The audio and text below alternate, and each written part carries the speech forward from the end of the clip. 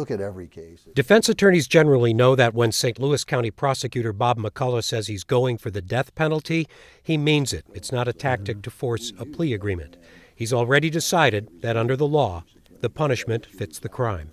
And so we'll look at the statute, and the statute, there's certain elements we have to prove in order to make it a murder first degree case. And the biggest one, the one that distinguishes murder first from other levels, is deliberation.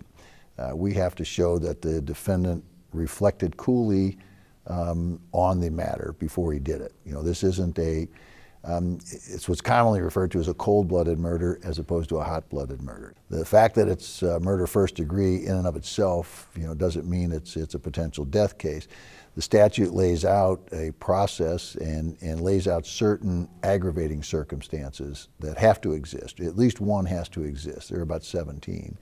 And so we will go through that process of gathering as much information as we can. So ultimately then I'll meet with that group, and we'll kick it around, we'll discuss it, we'll go through everything, and then ultimately I'll make the decision as to whether we seek death or don't. If a jury convicts, they will then decide the sentence, and they must be unanimous on the death penalty. The case will go through appeals through state and federal courts up to the Supreme Court, with Missouri's Attorney General's office arguing to uphold the conviction and the sentence. The governor does have the power to commute the sentence to reduce it to life in prison. But if there are no interventions and appeals fail, the execution is set.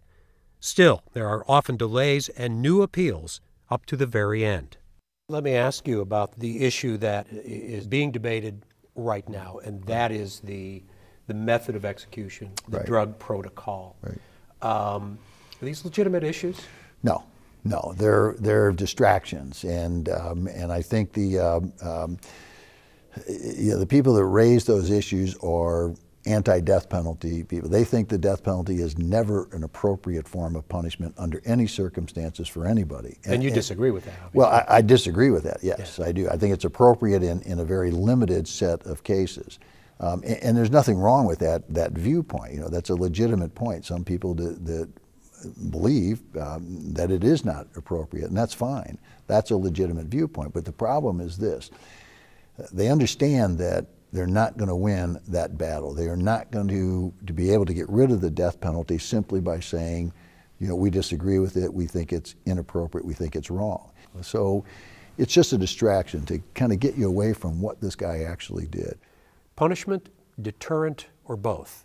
It's absolutely punishment, and that's the primary purpose of it. The punishment. We don't set periods of rehabilitation. We don't set periods of deterrence. We set periods of punishment, incarceration for punishment, or that. So that's the primary purpose. There are studies that go both ways to say that the death penalty is a deterrent. Maybe it is, maybe it isn't. But that's not a good reason to put somebody to death. If it deters somebody else, that's wonderful.